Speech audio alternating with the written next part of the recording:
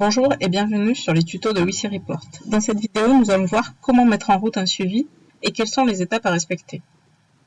Si vous vous préparez à rencontrer l'utilisateur qui va utiliser WC Report, c'est que celui-ci est dans une situation qui fait que les rencontres vont s'espacer. Soit il est sur le point d'accéder à un emploi, soit il est déjà en emploi et vous pensez que la situation est plutôt stable et vous pouvez espacer vos visites. Pourtant, vous avez besoin de garder un œil sur la situation et c'est là que WC Report est un atout. Avant toute chose, vous avez pu vérifier que l'utilisateur dispose de tous les prérequis pour utiliser WC Report. Vous avez un lien vers la vidéo qui fait le point sur ces prérequis. On parle essentiellement de vérifier que l'utilisateur est lecteur et qu'il utilise déjà les SMS. Vous avez aussi pu créer son profil dans l'application sans l'activer.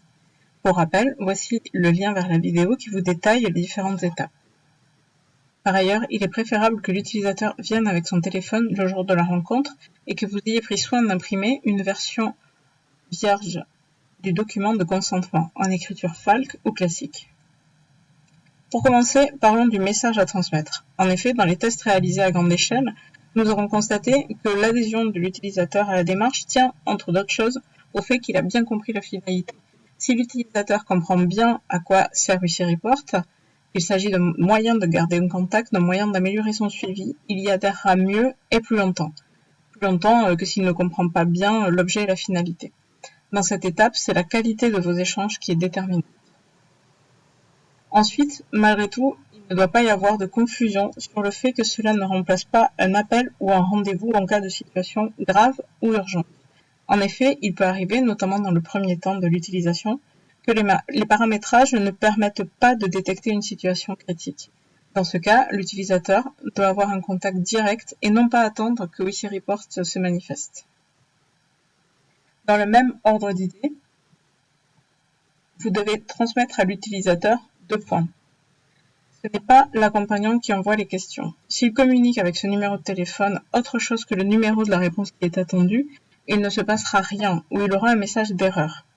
S'il a une demande ou une question à formuler, ce n'est pas sur ce numéro de téléphone de l'application qu'il doit le faire, d'autant plus que l'accompagnant n'a jamais accès aux réponses.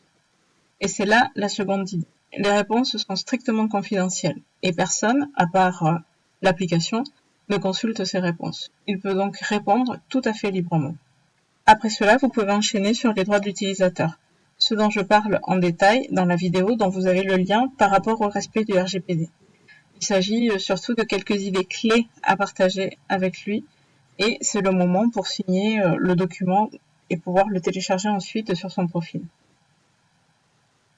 Pour finir, si vous pensez que c'est important et qu'il est réceptif, vous pouvez parcourir avec lui les questions et valider avec lui l'heure et le jour d'envoi. Si une question, une formulation ou un paramétrage ne lui convient pas, c'est le moment d'en discuter et de le modifier. La dernière étape est très importante. Elle valide que l'utilisateur a bien compris le mécanisme et permet d'enregistrer le numéro dans son appareil. Il s'agit de l'envoi du SMS test. Vous avez le lien de la vidéo qui détaille la démarche et son intérêt. Dans l'expérience que j'en ai, il est fréquent que l'utilisateur réponde avec du texte à cette question test. C'est donc le moment de reprendre cela et d'obtenir qu'il réponde bien avec le numéro de la réponse choisie. Si vous envisagez de lancer les questions auprès de l'employeur ou d'un référent hiérarchique, c'est le moment de le prévenir, même si cela ne doit pas interférer dans sa situation. Une fois que chacune des étapes se sont enchaînées, vous pouvez alors activer le suivi de l'utilisateur. Pour cela, rendez-vous sur son profil. Dans l'onglet Questions, vous avez le bouton Activer les questions automatiques. Et c'est à partir de ce bouton-là que vous pouvez également les mettre en pause.